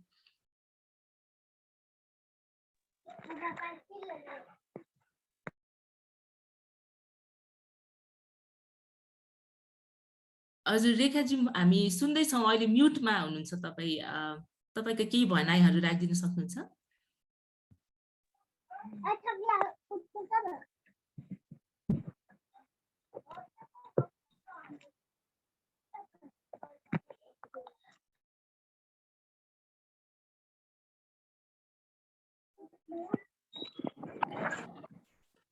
हजुर सबैमा नमस्कार। म भगवानपुर गाउँपालिकाको उपाध्यक्ष रेखा कुमारी यादव। म आफ्ना केही भनाइहरू राख्न चाहन्छु। आफ्नो भगवानपुर गाउँपालिकामा त्यो जुन कृषि सम्बन्धी करार खेती पनि गरिरहेछ दलित समुदायहरू, त्यो चाहिँ भाडामा लिएर करार खेती राम्रैसँग अहिले गरिरहेछ। कृषि सम्बन्धी चाहिँ भर्खरै चाहिँ पोषणको बारेमा चाहिँ 3 दिने तालिम भयो, त्यसमा पनि म उपस्थित भएर त्यो सम्बन्धी चाहिँ धेरै कुराहरू कृषि महासङ्घहरूका सरहरूले भन्नुभयो कि उहाँहरूलाई धेरै राम्रोसँग कृषि सम्बन्धी अब जस्तै कसरी चाहिँ आफ्नै बारीमा सागसब्जीहरू उब्जाएर खाने, त्यसको बारेमा चाहिँ सरहरू बाहिरबाट आउनुभएको थियो। त्यो सरहरूले राम्रोसँग तालिम दिनुभयो र त्यो तालिम पाएर यहाँ भगवानपुर गाउँपालिकाका जुन दलित समुदायका महिलाहरू थियो, त्यो महिलाहरू चाहिँ राम्रैसँग अहिले उत्पादन गरिरहेछ आफ्नै बारीका फलफुलहरू र चाहिँ गेडागुडी के अरे हाँस कुखुराहरू पनि पालेछ, त्यसबाट पनि आय आर्जन पनि गरिरहेछ र आफ्नो बालबच्चाहरूलाई पनि पोषणयुक्त खाना खुवाइरहेछ। त्यो पनि पहिलाको तुलनामा अहिले राम्रै छ, राम्रै विकास गरेछ र हाम्रो भगवानपुर गाउँपालिकामा जुन केयर नेपाल सङ्घले जुन किशोरी शिक्षाहरू दिनुभएछ, त्यो किशोरी शिक्षामा चाहिँ महिलाहरू किशोरी शिक्षाका किशोरीहरू चाहिँ सञ्चालन, त्यो कक्षा सञ्चालन भइरहेछ। हाम्रो गाउँपालिकामा पनि 5 वटा सेन्टर छ, त्यो पनि चलिरहेछ राम्रैसँग। त्यसमा पनि हामीहरू अनुगमनमा जान्छौँ अनि त्यो राम्रै चलिरहेछ। अब त्यसमा पनि हामीहरू सहयोग गर्ने चाहिँ तयार छौँ, जे गर्नुपर्छ त्यो गर्न हामी तयार छौँ। यति म भन्दै 2 शब्द यहीँ अन्त गर्छु। धन्यवाद। धन्यवाद छ रेखाज्यू। तपाईँले साँच्चीकै यो करारमा गरिएको खेतीको प्रभावकारिता र अहिले आएर यो विभिन्न किसिमको तालिमहरू प्राप्त गरिसकेपछि यी दलित समुदायका महिलाहरूमा आएको परिवर्तन, उहाँको खाना खुवाइदेखि लिएर पोषणको कुरादेखि लिएर उहाँको आय आर्जन र परिवारमा पनि भएको असरहरूलाई चाहिँ यहाँ बताइदिनु भयो र साथसाथै केयर नेपालको अन्य कार्यक्रमहरू जस्तै कि किशोरी शिक्षालाई पनि एउटा सकारात्मक रूपमा हेरिदिनु भएकोमा धेरै धेरै धन्यवाद छ। So moving on with the program, we also have Mr. Mahesh Kharel from National Planning Commission. He is the program director who has been listening to all our presentations and all the discussions and the sharing very intently. So as an expert, I would like to request Mr. Mahesh Kharel to share your thoughts and also give us feedback to our work. So please, Mahesh sir, the floor is yours. धन्यवाद Nima madam. सर्वप्रथम यो कार्यक्रममा सहभागी हुने अवसर जुटाइदिनु भयो, यसको लागि केयर नेपाललाई धन्यवाद। आज यो कार्यक्रम चाहिँ मेरो लागि सिक्ने राम्रो अवसर रह्यो। यसमा विशेष गरेर पालिकाका उपप्रमुखज्यूहरूले जुन क्रियाकलापमा सघाइरहनु भएको छ र भविष्यमा के कसरी सहयोग गर्ने भन्ने विषयमा उहाँहरूले जुन प्रतिबद्धता जाहेर गर्नुभयो त्यो सुन्न पाउँदा एकदम खुसी लाग्यो। अनि राष्ट्रिय कृषक समूह महासङ्घको अनुभव, लिभर्डको अनुभव पनि सुन्न पाए, एकदम खुसी लाग्यो। यसबाट हामीलाई पनि भविष्यमा भविष्यमा नीति तर्जुमा गर्दाखेरि ग्राउन्ड लेभलमा के भइरहेछ, त्यसबाट के पाठ सिक्ने भन्ने कुरामा चाहिँ राम्रो अनुभव प्राप्त भयो। अब अहिले हामीले हेर्दाखेरि कस्तो देख्छ भने यो 68 को जनगणना, अहिलेको जनगणनाको चाहिँ कृषि गणना जनगणनाको रिजल्ट आउन अझै बाँकी छ। त्यो बेलाको जनगणना हेर्दाखेरि चाहिँ 53% मान्छेहरू जनताहरूसँग चाहिँ आधा हेक्टर भन्दा कम जग्गा छ। यसको मतलब नेपालमा साना किसानहरूको बाहुल्यता छ। अब नेपालमा कृषिको विकास गर्ने भनेकै साना किसानहरूको लागि हामीले क्रियाकलाप चाहिँ त्यसप्रति केन्द्रित हुनुपर्ने आवश्यकता छ। तपाईहरुको अहिले यो क्रियाकलाप हेर्दा नि त्यो बढी चाहिँ साना किसानहरूलाई केन्द्रित भएको, साना किसानको आय वृद्धि गर्नको साथै पोषण स्थितिमा सुधार गर्न जुन क्रियाकलाप गर्नुभएको छ त्यो एकदम सराहनीय लाग्यो। अहिले हामीले हेर्दाखेरि कृषि वस्तुको आयात बढ्दै गइरहेको छ भने अर्कोतर्फ हाम्रो यो हुन त पुरानो तथ्याङ्क हो, सन् 2016 को तथ्याङ्क हो। यस अनुसार चाहिँ हाम्रो कुल खर्च मध्ये खाद्यान्नमा हुने खर्च 53.82 छ। भनाइको अर्थ चाहिँ हामीले गर्ने 100 रुपैयाँ खर्च मध्ये करिब 54 रुपैयाँ चाहिँ हाम्रो खाद्यान्नमै खर्च हुन्छ। त्यसले गर्दा हाम्रो खर्चको ठुलो अंश खाद्यान्नमै भइरहेछ। त्यसले गर्दा त्यो आय वृद्धि गर्न, त्यो कृषि उत्पादन वृद्धि हुँदा एउटा व्यक्तिगत तहमा पनि फाइदा, अरू हिसाबले पनि धेरै फाइदाहरू देखिन्छ। यसमा चाहिँ यो प्रयास चाहिँ एकदम सराहनीय लाग्यो। भविष्यमा तपाईहरुले यस्ता क्रियाकलापले हामीले कसरी दिगोपना दिने, त्यसमा चाहिँ हामीले छलफल अगाडि बढाउनु पर्छ। अनि यो लिभर्डको स्ट्र्याटेजिक प्रोग्रामिङ फ्रेमवर्क हेर्दाखेरि चाहिँ हामीले अहिले काम गरिरहेको करिब 2 वर्षदेखि हामीले चाहिँ यो खाद्य प्रणालीलाई अहिलेकै अवस्थामा लगेर हुँदैन, यसलाई रूपान्तरण गर्नुपर्छ भनेर हामीले काम गरिराखेका छौँ। त्यो अहिले चाहिँ राष्ट्रिय योजना आयोगले पुसमा चाहिँ यो खाद्य प्रणाली रूपान्तरणको रणनीतिक योजनालाई पारित गरेको छ, जुन चाहिँ चालु आर्थिक वर्षदेखि आर्थिक वर्ष 86-87 सम्मको लागि 86-87 सम्मको लागि कार्यान्वयन गर्ने हामीले राखेका छौँ। त्यसको एउटा उद्देश्य चाहिँ 6 वटा छ। त्यसमध्ये हजुरहरु सबैलाई विदितै छ। यो फुड सिस्टम डायलगमा रहेको 5 वटा एक्सन ट्र्याक नै यसको उद्देश्य छ भने एउटा चाहिँ हामीले फुड गभर्नेन्स हामीले राखेका छौँ, फुड गभर्नेन्सको। अब यो 5 वटा जुन उद्देश्यहरू, हाम्रो उद्देश्य जुन रणनीतिक योजनाको उद्देश्य नै मैले लिभर्डको स्ट्र्याटेजिक प्रोग्रामिङ फ्रेमवर्कमा पनि देख्न पाएँ। एकदम खुसी लाग्यो। यसरी हाम्रा क्रियाकलाप सहकारी हुँदै गइरहेको छ। सरकारले अनि सामुदायिक संस्था, गैर सरकारी संस्था सबै हामी एक आपसमा हातेमालो गर्दै गइरहेको छ भन्ने कुराको संकेत मैले यसमा पाएँ। अनि यो लिभर्डले गरेको काममा विशेष गरेर वाटर स्मार्टका कुरा, इन्फर्मेसन वालेट स्मार्टका कुरा अनि सिटमा जुन उहाँहरूले गरिरहनु भएको कार्यहरू एकदम प्रशंसनीय छ। हुन त लिभर्डले होम गार्डनमा विभिन्न समयमा विभिन्न स्थानमा काम गरिरहेको अनुभवी नै हो लिभर्ड। उसले फेरि यहाँ पनि होम गार्डनको काम गरिरहेको छ। त्यसले गर्दा यसमा पनि राम्रो नै भइरहेको होला, जसले गर्दा समुदाय स्तरमा पोषणयुक्त खाना खुवाउनलाई यसले सघाउ पुर्याउँछ भन्ने मैले आशा राखेको छु। अब यो विशेष गरेर खाद्य व्यवहारमा परिवर्तन गर्ने भन्ने कुरा त्यति सजिलो चाहिँ छैन। अब त्यसको लागि हामीले धेरै प्रयास गर्नुपर्छ। त्यसमा तपाईहरु जुटिरहनु भएको छ, त्यो एकदम सराहनीय छ।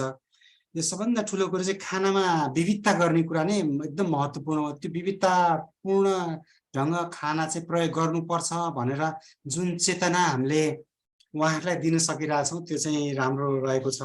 अनि तपाईहरुले यो जुन सिटको काम गर्दा अवश्य पनि लिभर्डले यो सामुदायिक भ्यू ब्याङ्क राख्ने, त्यो सिड ब्याङ्क राख्ने कुरा काम त गरिरहेको होला भन्ने कुरा मलाई आशा छ। अनि यो उत्पादनहरू अब कति छ है मलाई थाहा छैन। अब हामीले चाहिँ कस्तो भने यो सामुदायिक स्कुलहरूमा सरकारले खाजाको प्रोभिजन राखेको छ, खाजा खुवाउने, दिवा खाजा खुवाउने भनेर राखेको छ। त्यो दिवा खाजामा चाहिँ हाम्रो स्थानीय साना किसानहरूले उत्पादन गरेको खाना, त्यो उत्पादनहरू, कृषि उत्पादनहरूलाई त्यो दिवा खाजामा लगेर त्यहाँ त्यो दिवा खाजामा खपत हुने हिसाबले त्यसरी जोड्न सकियो भने राम्रो हुन्थ्यो। त्यो हुँदा ती स्थानीय समुदायका बालबच्चाहरूले पोषिलो खाना पनि खान पाउने, अर्कोतिर उनीहरूको अभिभावकहरूले आम्दानी पनि वृद्धि हुन्थ्यो। त्यसरी त्यसलाई जोड्नलाई चाहिँ केही प्रयास गर्न सकिन्छ कि त्यो चाहिँ हामीले प्रयास गर्नु उपयुक्त हुन्छ जस्तो लाग्छ। अनि राष्ट्रिय कृषक समूह महासङ्घको जुन स्थानीय निकायसँग सहकारीमा जुन काम भइरहेको छ त्यो चाहिँ सराहनीय छ। यसलाई अझ अगाडि बढाउनु पर्ने हाम्रो आवश्यकता छ। यो स्थानीय निकाय नै अहिले सबभन्दा नजिक जनताको नजिकको सरकार भनेकै स्थानीय निकाय हो। त्यसलाई नै परिचालन गर्न अहिले जुन काम महासङ्घले गरिरहेछ त्यसलाई अझै विस्तार गरेर स्थानीय निकायहरूलाई पनि त्यो हिसाबले यो आवश्यकता छ भन्ने बोध गराउनु पर्ने एकदम आवश्यकता छ। अनि मैले यो एक दुईटा कुराहरू चाहिँ मैले स्थानीय निकायलाई चाहिँ अब जस्तो उहाँहरूले अहिले चाहिँ गरिराख्नु भएको जग्गा अब स्थानीय निकायको स्वामित्वमा रहेको जग्गाहरूलाई त्यो कृषि क्रियाकलाप गर्न इच्छा राख्नेहरूलाई जुन दिइराख्नु भएको छ त्यो एकदम सराहनीय छ। त्यसको अतिरिक्त हामीले अब कसैले जग्गा यसो बाँझो जमिन राख्छ भने त्यसलाई चाहिँ त्यो जग्गा धनी र त्यो खेती गर्ने समुदाय बिच एउटा जोड दिने काम चाहिँ स्थानीय निकायले गरिदिएर त्यो गर्न पाइयो भने जमिन बाँझो पनि नबस्ने र अर्कोतिर साना किसानहरूको आय पनि वृद्धि हुने र पोषण पनि पुग्ने कार्यमा योगदान पुग्न सक्छ होला। त्यसबारे मैले महासङ्घ र स्थानीय निकायले यसमा चाहिँ सहकार्य गर्नु उपयुक्त हुन्छ जस्तो लाग्छ। अनि अब यो मैले हजुरहरूलाई थाहा भएकै कुरा यो बङ्गलादेशको अनुभव हजुरहरूलाई फेरि एकचोटि सेयर गर्न खोजेँ। बङ्गलादेशको सुरुवाती दिनमा भनौँ न स्वतन्त्रता पछिका दिनमा जुन हजुरहरूलाई यो 80 को दशकमा जुन ग्रामीण ब्याङ्क आयो त्यो ग्रामीण ब्याङ्कले समूहहरूलाई ऋण लगानी गर्दाखेरि चाहिँ पुरुषलाई होइन महिलालाई नै ऋण लगानी गर्ने क्रियाकलाप गरेको थियो, जसले गर्दा महिलाहरूको हातमा पैसा भयो। त्यो हातमा भएको पैसाले गर्दा उनीहरूले आफ्नो परिवारको विशेष गरेर आफ्नो केटाकेटीको अनि आफ्नो परिवारको सदस्यहरूको पोषण राख्नलाई अलिकति बिसन्चो भयो भने त्यो उपचार गर्नलाई अब स्थानीय स्वास्थ्य उपचार केन्द्रमा जाने यस्तो क्रियाकलाप बढेर त्यो अहिले बङ्गलादेशको चाहिँ जुन सामाजिक इन्डिकेटरहरू जुन सुधार भएर आएको छ त्यसलाई पनि एउटा महत्त्वपूर्ण कारकको रूपमा चाहिँ त्यो ऋण लगानी जुन समूहमा गरिएको ऋण लगानी महिलाको नेतृत्वमा गरिदिएको कारणले भएको भन्ने कुरामा चाहिँ अहिले छलफल भइरहेको देखिन्छ। त्यसले गर्दा हामीले पनि अबको दिनमा चाहिँ त्यो महिलाहरूलाई नै सशक्तिकरण गर्ने, महिलाहरूलाई नै त्यो नेतृत्वमा यस्तो क्रियाकलाप गर्न उपयुक्त हुन्छ कि जस्तो मलाई लाग्छ। तर मैले यहाँ बसेर हजुरहरूको स्थानीय परिवेश अनुसार हजुरले निर्णय लिने हो त्यसमा चाहिँ विचार गर्नु उपयुक्त हुन्छ जस्तो लाग्छ। र अन्त्यमा योजना आयोगलाई हाम्रो एउटा ठुलो चासोको विषय भनेको चाहिँ यस्ता क्रियाकलापले हामीले दिगोपना कसरी कायम गर्ने, समुदायले यो हजुरहरूले भोलि छोडेर हिँड्दा केयर नेपाल अथवा समूहहरूले छोडेर हिँड्दाखेरि पनि किसानले अपनत्व ग्रहण गरेर त्यही क्रियाकलापलाई नियमित दिनलाई कसरी हामीले उहाँहरूलाई सक्षम बनाउने त्यस विषयमा नै हजुरहरूले सोचाइ राख्नुहुनेछ भन्ने कुरा विश्वास राखेको छु। फेरि अन्त्यमा हजुरहरूले बोल्ने मौका, मलाई सुन्ने मौका दिनुभयो त्यसको लागि हार्दिक धन्यवाद। Over to you, हजुर, थ्याङ्क यू महेश सर। तपाईँको भनाइहरूको लागि हामी साँच्चीकै कृतज्ञ छौँ र पक्कै पनि हजुरको जुन फिडब्याक छ यो दिगोपना र सस्टेनेबिलिटीको लागि त्यसको लागि पनि हामी निरन्तर प्रयत्नरत रहनेछौँ। र विशेष गरी जसरी तपाईँले महिलालाई चाहिँ फोकस गर्नुपर्ने ताकि त्यो एउटा जुन चेन्ज आउँछ, जुन एउटा परिवर्तन आउँछ त्यो महिलामा मात्रै सीमित नरही उहाँको परिवार र समुदायमा पनि त्यसले असर गर्ने हुँदाखेरि महिलामा चाहिँ इन्भेस्ट गर्नुपर्ने कुरालाई हाइलाइट गरिदिनु भयो, जुन चाहिँ हामी केयर नेपाल र केयर एज एन अर्गनाइजेसन पनि महिला र किशोरीहरूलाई नै फोकस गरेर काम गर्ने संस्था भएको हिसाबले गर्दाखेरि तपाईँको त्यो भनाइले अझै एकदमै ठुलो प्रभाव र एउटा एकदमै एप्रिसिएसन चाहिँ फिल भइरहेको छ। र हामी अब वेबिनारको अन्त्यतिर पुगेका छौँ। मैले यहाँ च्याटमा हेर्दाखेरि चाहिँ त्यति धेरै प्रश्न उत्तरहरू आएको छैन होइन, प्रश्नहरू आएको छैन। त्यसैले गर्दाखेरि यहाँ हुनुभएका सहभागीहरूलाई आफ्नो माइक ओपन गरेर केही प्रश्नहरू अथवा कुनै फिडब्याकहरू छन् भने चाहिँ यहाँ फ्लोरमा नै सेयर गरिदिन हुन चाहिँ मैले रिक्वेस्ट गरेँ। र अर्को यो 10 मिनट जति चाहिँ हामी खुला छलफलमा चाहिँ जाँदैछौँ। So may I please request you to unmute yourself and share your thoughts or any questions that you might have on our presentations and the work we have done. So the floor is open now.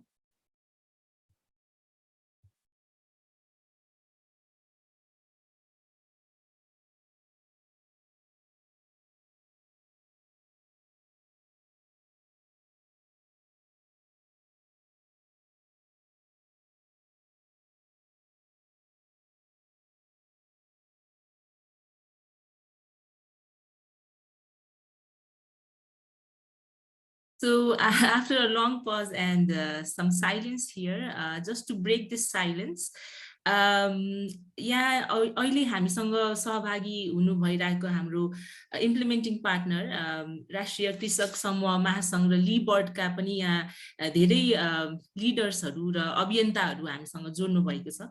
उहाँहरूलाई निभाजी हजुर हाम्रो सरिताजीले hand raise गर्नुभएको छ। हजुर sorry I couldn't see in this उसमा। हजुर सरिताजी हजुरले unmute गरेर सोध्न सक्नुहुन्छ।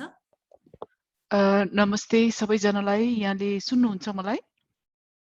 हजुर हजुर हेलो, म स्विस सरकार विकास सहयोगमा gender equity and social inclusion स्पेशलिस्टको रूपमा छु र thanks to Rachel, I think yesterday we met, अनि त्यही भएर मैले यहाँहरूको पार्टिसिपेट गर्न पाएँ। मलाई दुईटा कुरामा अलिकति जिज्ञासा थियो। थ्याङ्क यू सो मच सबैजनाको चाहिँ एक्सपिरियन्सेसहरू सुन्दाखेरि यहाँहरूको धेरै राम्रो आउटकम्सहरू भएको मैले महसुस गरेँ। मलाई दुईटा जिज्ञासा थियो। एउटा चाहिँ यहाँहरूको प्रेजेन्टरले के भन्नुभयो भने अघि वान अफ द प्रेजेन्टेसन्समा कृषि खेतीको लागि जग्गा भाडामा लिएर चाहिँ यहाँहरूको सेवाग्राहीहरूले त्यस्तो इनिसिएटिभहरू पनि लिइरहनु भएको छ भन्ने एउटा इक्जाम्पल आएको थियो। अनि अर्को चाहिँ विपन्न कृषक भनेर चाहिँ तपाईको स्थानीय तहमा आइडेन्टिटी कार्ड बनायो भने चाहिँ उहाँहरूले अरू सेवाहरूमा पनि उहाँहरूको पहुँच चाहिँ अफर्मेटिभ पर्सपेक्टिभबाट लिनलाई हुन्छ भनेको मैले बुझेँ दुईटा। त्यसले गर्दा यो जग्गा भाडामा लिएर कृषि खेती गर्ने प्रावधानहरू अथवा एक्सपिरियन्सेसहरू यहाँहरूसँग कस्तो छ र तपाईको कन्ट्र्याक्चुअल फर्मालिटिजहरू छ कि छैनन् र यो विपन्न कृषकको आइडेन्टिटी कार्डको इस्युजमा कस्ता खालका इनिसिएटिभहरू भइरहेछ अथवा कस्ता खालको चाहिँ प्रावधानहरू छ, अलिकति जानकारी लिन मन थियो। Thank you. हजुर, यसको लागि मैले आन्सरको लागि रिताजीलाई अनुरोध गरेँ। हस्, थ्याङ्क यू सरिता म्याम। हाम्रो दिलीप कुमार शाहज्यूले चाहिँ यो अलिकति प्रश्न दिनुहुन्छ। मैले दिलीपजीलाई अनुरोध गरेँ, स्थानीय तहमा बसेर काम गर्नु। हुन्छ, धन्यवाद। नमस्ते सबैजनालाई, म दिलीप शाह। खास गरी यो करार खेतीको जुन कुरा छ, हामीले स्थानीय सरकारसँगको सहकार्यमा हामीले सीमान्तकृत समुदायहरूको सहभागितामा चाहिँ त्यो करार खेती सञ्चालन गरिराखेका छौँ र त्यसमा चाहिँ त्यो स्थानीय सरकार र अनि समूह अनि जग्गा धनी बीच त्रिपक्षीय सम्झौता चाहिँ हुन्छ र त्रिपक्षीय सम्झौताको आधारमा चाहिँ त्यो जग्गा चाहिँ भाडामा लिएको हुन्छ र त्यो सम्झौता अनुसार हामीले त्यो खेतीमा चाहिँ तरकारी खेती लगायत कृषिका विभिन्न क्रियाकलापहरू सञ्चालन गर्नुको सँगसँगै त्यो विपन्न समुदाय जो चाहिँ एकदमै आफ्नो जग्गा छैन, के अरे भूमिहीन समुदायलाई चाहिँ त्यहाँ हामी क्षमता विकासका कामहरू पनि सँगसँगै गर्छौँ र त्यसमा चाहिँ हामी सँगसँगै स्थानीय सरकारसँग चाहिँ सहकार्य गरेर उहाँहरूकै अगुवाईमा चाहिँ यो काम चाहिँ भइराखेको छ। अहिले जहाँ भगवानपुर गाउँपालिका सिराहाको कुरा गर्दाखेरि त्यहाँनिर जुन समुदायले 2 कट्ठाबाट चाहिँ त्यहाँ सुरु गरेका थियो भने अहिले त्यही समुदायमा चाहिँ ती मुसहर महिलाहरूले आफ्नै के अरे क्षमता विकास भइसकेपछि लगभग 2 बिघा 2.5 बिघा जग्गासम्म पनि भाडामा लिएर खेती चाहिँ गर्न सुरु गर्नु भएको छ उहाँहरूले। र अब उहाँहरूले चाहिँ अब अरूको ज्याला अरूको बनी गर्ने कामहरू भन्दा पनि अब आफ्नै खेतीपाती चाहिँ गर्ने चाहिँ सुरुवात चाहिँ गर्नु भएको छ। त्यसै गरी यो परिचय पत्रको कुरा पनि गर्नु भएको छ। परिचय पत्रको कुरामा चाहिँ हामीले वर्गीकरण सहितको किसान परिचय पत्र जुन चाहिँ स्थानीय सरकारको अगुवाईमा सञ्चालन गरिराखेका छौँ। स्थानीय सरकारले चाहिँ वर्गीकरण सहितको किसान परिचय पत्रको लागि ऐन कार्यविधिहरू सबै उहाँहरूले पारित गर्नुहुन्छ र त्यसको आधारमा रहेर वर्गीकरण सहितको किसान परिचय पत्र त्यहाँ सञ्चालन हुन्छ र जस अन्तर्गत चाहिँ जम्मा 4 वर्गमा किसानहरूलाई वर्गीकरण गर्ने गरी अहिलेसम्म हामीले अभ्यास चाहिँ गरिराखेका छौँ। जुन चाहिँ यहाँ सकवानन काटकटी भगवानपुर गाउँपालिका उदयपुरको बेलका नगरपालिका लगायत मध्य प्रदेशका हामी अन्य जिल्लाहरूमा पनि सञ्चालन गरिराखेका छौँ। त्यसै गरी सुदूरपश्चिम प्रदेशमा पनि यो सञ्चालन भएको छ र हामीले अहिले 4 वर्गमा जसमा चाहिँ भूमिहीन किसान, त्यसपछि साना किसान, मझौला किसान र ठुला किसान गरेर 4 वर्गमा चाहिँ किसानहरूलाई वर्गीकरण गरेर त्यो वर्ग अनुसार चाहिँ उनीहरूले चाहिँ त्यो सेवा सुविधा पाउने गरी त्यहाँको स्थानीय सरकारले प्रावधान गरे हुन्छ र त्यही अनुसार चाहिँ किसानहरूले चाहिँ सेवा सुविधा पाउने गरी सुनिश्चितता पनि गरिएको हुन्छ।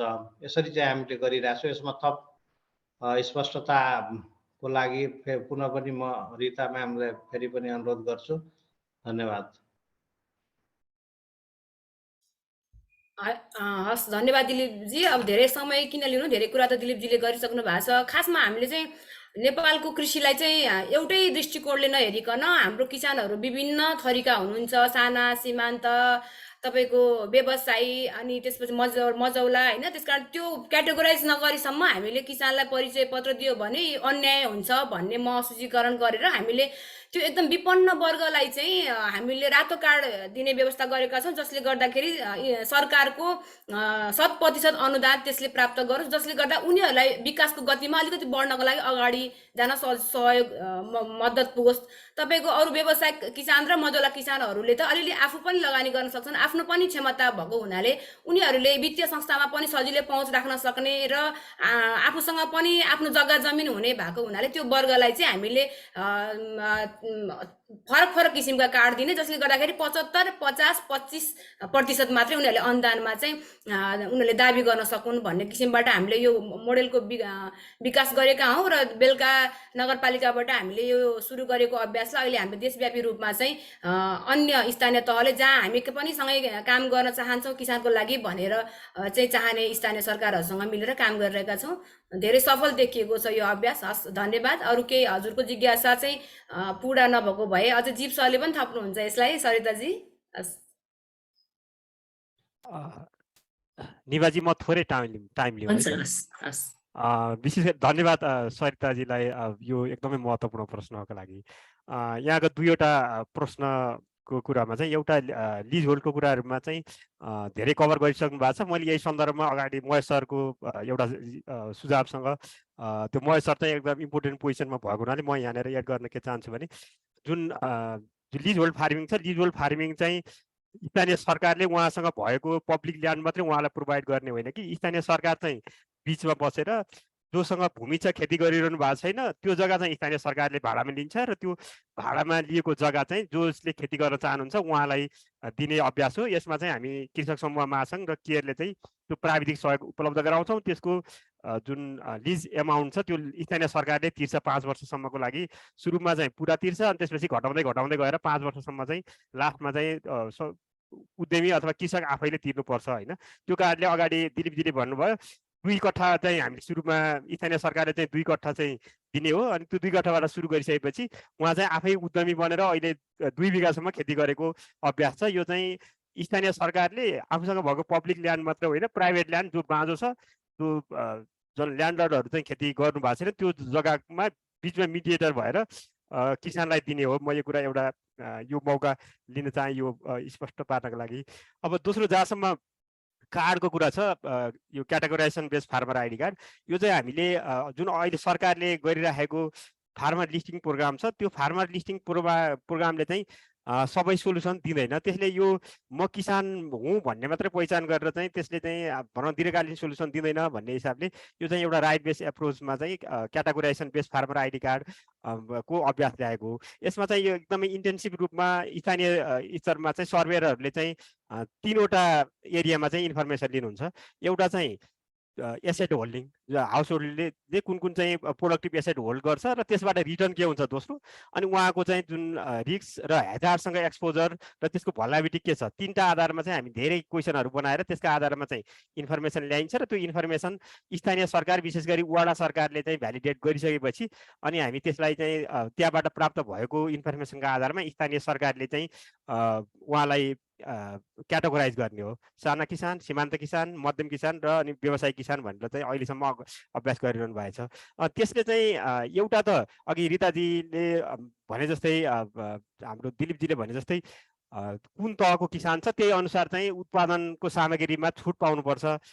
एकदमै मार्जिनलाइज फार्मर हो भने 100% नै सब्सिडी पाउनु पर्यो र अनि अरू सोसियल सेक्युरिटीसँग पनि जोडिनु पर्यो, जस्तो इन्सुरेन्सदेखि अरू सोसियल सेक्युरिटी पनि जोडिनु पर्यो भने जो चाहिँ व्यवसायिक किसान छ व्यवसायिक किसानलाई उहाँलाई त्यो सानोतिनो उत्पादन सामग्रीमा छुट दिएर भन्दा व्यवसाय गर्नको लागि चाहिँ ऋणमा पहुँच पुर्याइदिनुपर्छ भन्ने हिसाबले चाहिँ यो सिस्टम चाहिँ सुरु भएको। यसको अर्को महत्त्वपूर्ण पक्ष के छ भनेदेखि यसले एउटा महत्त्वपूर्ण डेटाबेस स्थानीय सरकारमा चाहिँ महत्त्वपूर्ण डेटाबेस चाहिँ जेनेरेट गर्छ। त्यसले गर्दाखेरि चाहिँ जो डिजास्टरमा चाहिँ को चाहिँ एकदमै टार्गेट के अरे डिजास्टरबाट प्रभावित धेरै हुन सक्नु होला, त्यो चाहिँ सबभन्दा गरिबको हो, सबभन्दा सीमान्तकृतको हो, टार्गेटिङ गर्न पनि यसले मद्दत गर्छ भने त्योभन्दा अर्को महत्त्वपूर्ण पक्ष भनेको अहिलेसम्म महिला किसानहरूलाई चाहिँ सबभन्दा बढी खेती गर्ने महिला किसान हुनुहुन्छ, तर महिला किसानहरूलाई नै किसान भनेर हाम्रो सरकारी सिस्टममा अझै पनि चिनिँदैन किनकि उहाँसँग भूमिमा कन्ट्रोल हुँदैन। तर यो चाहिँ कार्डले के गर्छ भनेदेखि महिला र पुरुष दुवैलाई किसानको रूपमा चाहिँ पहिचान दिन्छ। त्यो कार्डले चाहिँ महिलाहरूले आफू किसान भएको चाहिँ प्रमाणसहित चाहिँ अलिकति यो उत्पादनका सामग्रीहरूमा पहुँच पुर्याउन सक्नुहुन्छ। त्यो हिसाबले पनि यो महत्त्वपूर्ण छ। त्यही भएर हामीले चाहिँ यसलाई अलिकति राइट बेस एप्रोचको रूपमा चाहिँ अगाडि सारेको। हजुर, धन्यवाद जीवजी, तपाईँले अझै यसलाई क्लियर गरिदिनु भयो। हामीसँग अरू कुनै कसैको प्रश्नहरू छ भने फेरि पनि अनम्युट गरेर भनिदिनु हुन चाहिँ रिक्वेस्ट गर्छु।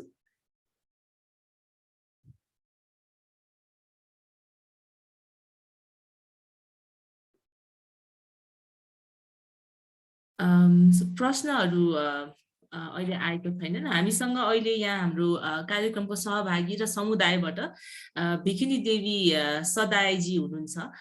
उहाँले आफ्ना केही अनुभवहरू हामीमाझ सेयर गर्न चाहिरहनु भएको छ।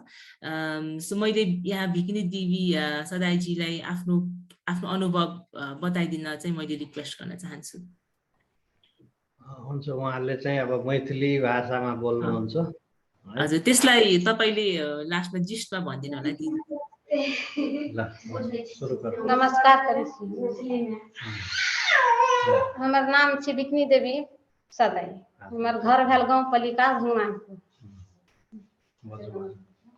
हमर बच्चा छलै 4 साल के, तहिया सर तर नहीं खेत और पथार और ई सुन के बात हम लोग को बुझे छलिए। तो हमर बच्चा छलै 4 साल के, मगर नहीं कोनो चीज के अथी सुविधा। अखनी में खेत पथार हमरो के दिलके तो सुविधा भेले, तो हाँस दिलके, मुर्गा और दिलके, हाँस और दिलके, तो अंडा और खियालिए, अंडा और दिलके, तो अंडा उसैन के पका के जनक जनक सर और हमरा दिलीप सर और देखा दिलके, तनक तनक करके बच्चा के खिएली। आ तब लिट्टी बना के सिखबै ले लिट्टियो सिखा दिलके। तो लिट्टी गहूम कनी कीन के, अथी बादाम कनी कीन के, उ सब किछ अथी लिट्टी उला के तकरा पीस के चीनी में धऽ के गुड़ में आ तकरा बच्चा के नहीं खाइ छलिए, तो ओकरा खियलिए, तब कनी बच्चा कनी नीक भेलै। अपना खेत देलकै तो साग सब्जी भेलै, कोबी भेलै, उसुन कनी हरियर कर के बच्चा के खियलिए। बच्चा कनी 4 साल से कनी नीक भेल छै, सुविधा बड़ बढ़िया। आ बहुत चिकन छै, कर अथी कपड़ा लत्ता खींच दै छियै, कम चिकन कर दै छियै, तो आप पढ़े लिखे ले जाइ छै। पहले नहीं कोनो चीज के सुविधा था, नहीं कोनो अथी छलै, आब बड़ नीक बड़ भइल। नमस्कार। हुन्छ, उहाँले चाहिँ खास गरी उहाँको छोरी चाहिँ खास गरी 4 वर्षको थियो हैन, र एकदमै कम कुपोषित भनौँ न उहाँले त्यो थियो, र बच्चाले चाहिँ अब त्यसपछि लिटोहरू खुवाउन थाल्यो, साग सब्जीहरू अनि अरू अन्डाहरू खुवाउन थाल्दाखेरि अहिले चाहिँ बच्चा राम्रो भएको छ। अहिले चाहिँ अब अहिले त्यो बच्चा चाहिँ के अरे कतै वर्षको भयो, 5 वर्षको पुगेछ हैन, र अहिले चाहिँ एकदमै राम्रो भएको छ, स्वास्थ्य पनि राम्रो भएको छ। अब चाहिँ स्कुल पनि पठाउन थालेको छु भन्ने कुरा गर्नुभएको छ उहाँले। यसरी चाहिँ गरिरहेको छु भन्ने कुरा गर्नुभयो है। हजुर, धेरै धेरै धन्यवाद छ बिकिनी देवीजी, तपाईँले आफ्नो कथा सुनाइदिनु भयो होइन, आफ्नो छोरीको बारेमा कसरी चाहिँ यो तपाईँले विभिन्न किसिमको खानाहरू उहाँलाई खुवाएर चाहिँ अहिले राम्रो छ भनेर भनिदिनु भएकोमा धेरै धेरै धन्यवाद छ। So we are almost at the end of our webinar. So at last, I would also like to re-emphasize on our learning on how we should work in an integrated manner from policy provisions to bringing different climate and nutrition sensitive approaches to even social norms change and behavior change, and also closely working with the local government so that they play the convening and sustaining role at their capacity. So this system level approach is very important to sustain all the interventions. And thank you all for joining us in this webinar today. And at last, I would like to end this webinar with a quote that is as follows: agriculture is not just business, rather it is means of life. हैन, कृषि चाहिँ एउटा व्यवसाय मात्र होइन, यो जीवनको आधार पनि हो। र यति भन्दै हामी छुट्टिन अगाडि आफ्नो इन्टरनेटको ब्यान्डविथले भ्याएसम्म चाहिँ एकचोटि आफ्नो क्यामेरा अन गरेर भिडियो अन गरिदिन रिक्वेस्ट गर्छु, ताकि एउटा स्क्रिनशट हाम्रो यो वेबिनारको स्क्रिनशट लिनको लागि चाहिँ हाम्रो टेक्निकल साथीहरूले हामीलाई सपोर्ट गरिदिनुहुन्छ। यसको लागि चाहिँ एकैछिन 1 मिनेट जति आफ्नो भिडियो क्यामेराहरू अन गरिदिन चाहिँ म रिक्वेस्ट गर्छु।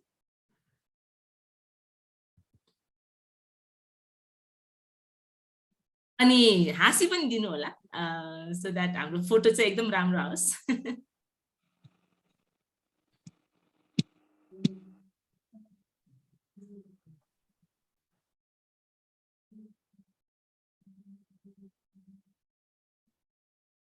हुन्छ, भयो होला है।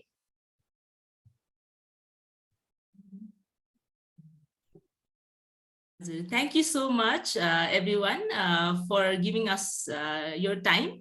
I hope you had a very fruitful and productive time and learned a lot from these presentations.